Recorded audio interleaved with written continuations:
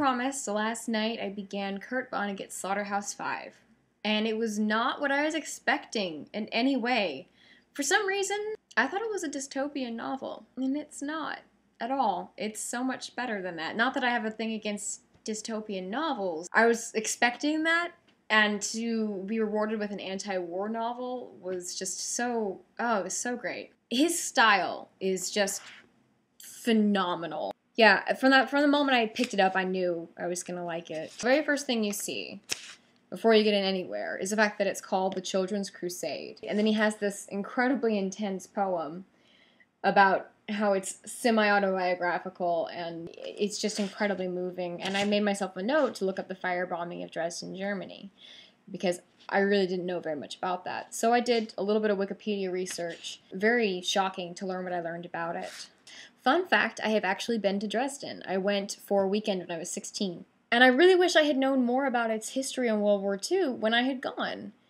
This is just further proof that I need to go back to Germany because there's so much there. So, I mean, let's talk about that. Children's Crusade, that's a huge deal. He made his point to underscore the fact that they are not men who go to war, they are boys. He's very, very thorough in describing his characters as boys. For example, it would be awesome if I actually had a highlighter. I don't own a highlighter. I realize that. All I have is a Crayola marker because it just moved. So I guess I threw away my highlighters. I don't know why I do that. Anyway, the marker totally marks through the words. It's really stupid. Ah, okay. So let's see. I think this is in chapter 2, maybe? And he's describing Roland Wary, and first of all, he makes it very clear that Billy is like a toddler. He describes the image of him walking up and down, up and down, up and down. And once you've ever seen like a kid walk, when they're learning how to walk, they don't actually move forward so much as they move. So that kind of imagery is not just that he's a little boy, but he's a child. And the way he acts as a child, the way people treat him as a child, you know, oh, you're always getting left behind, you're always getting lost, that kind of thing. And Roland Wary, he spends just an enormous paragraph describing all of the layers that this kid is wearing. The image that I had in my head was something like A Christmas Story with, not Ralph, but Randy. You know, he's got him wrapped up, and his arms are there, and he's, like, crying, and she unwraps his head and goes, "What's going on?" He's like, "I can't put my arms down!" They've got this image of this kid just puffed up in a puffer coat going off to war. And then later on, he has this fantasy about how he's in the Three Musketeers, the coping mechanisms that people create in this kind of situation. I can be on the subway and going downtown and be living in a different circumstance in my head and not really paying attention to the stops.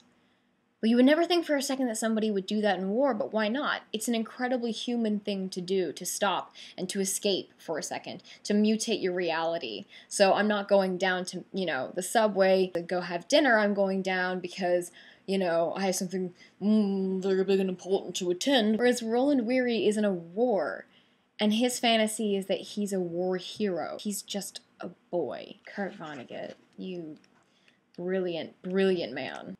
So let's talk about this first chapter.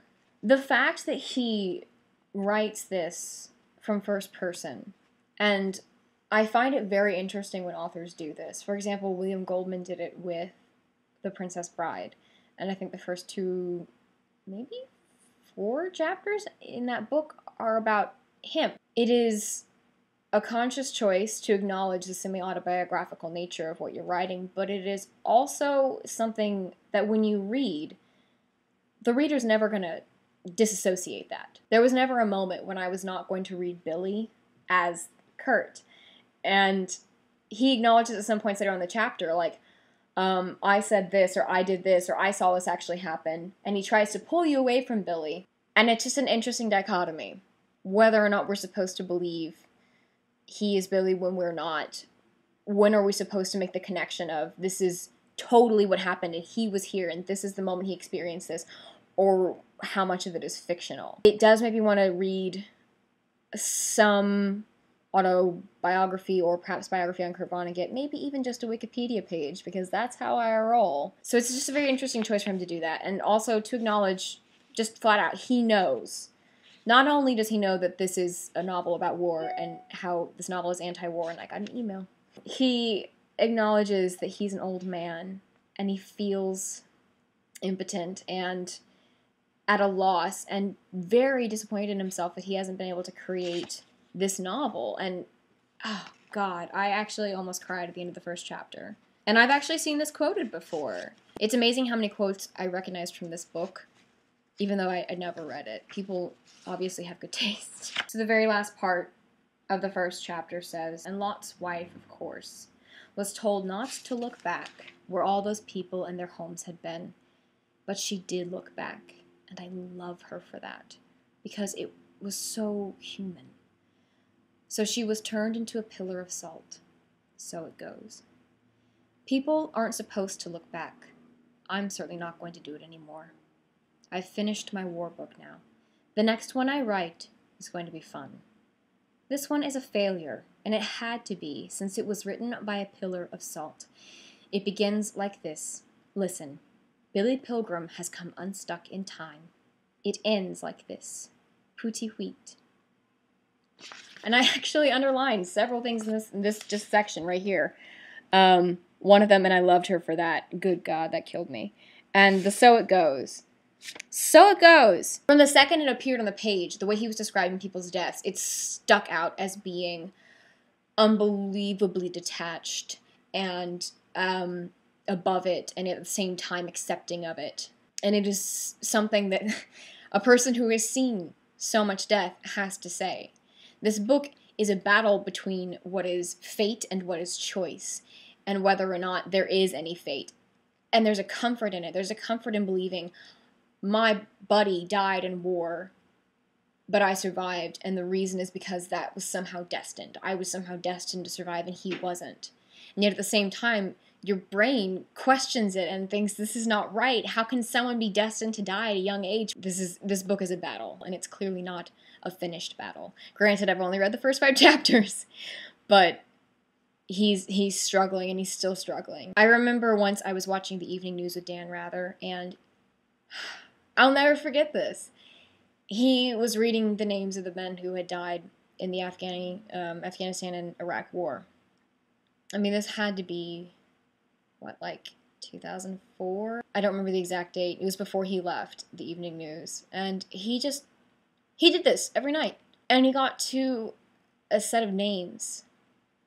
And I don't know if he knew them. I like to think that he didn't. But his voice cracked. I mean, this is a professional journalist, and he's done this. He's done this since the Vietnam War. This is Dan Rather. And he teared up, and you could see it, the light reflecting off his eyes in the camera. And I wanted to cry. I want to cry now thinking about it. You know, how much death had he seen, and how many names did he read off, and, you know, what is the point of all of this? They would always have their ages listed, like, you know, Bob, Joe, age 19. And there was a point in high school when I was younger than them, and now there's a point when I'm older than them. And it's just heartbreaking. So it goes is the only way to deal with it. And he says it over and over and over again in this book. It's gutting and heart-wrenching at the same time, and it's just beautiful.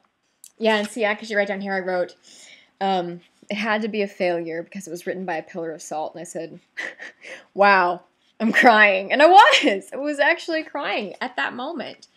It's, oh God, it's so good. It's so good. I didn't want to stop reading.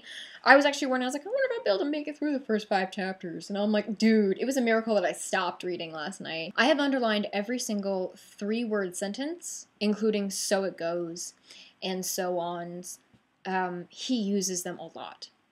He's a master of writing these exceptionally long sentences and then breaking them up almost immediately afterwards with something short. And writers know how powerful it is. Readers, if you haven't been aware of it now, start paying attention to that. Look at how breaking up sentences can create power. Like if you have a super long sentence and then you have, 3 words, 2 words, 3 words. Boom, boom, boom. It just punches you straight in the gut. And that's a stylistic thing, and he's very aware of it, and he does it on purpose, and it's just fantastic. And one of the reasons why So It Goes is so powerful, because it really, really is. It almost always comes after these enormous descriptions of death. So it goes.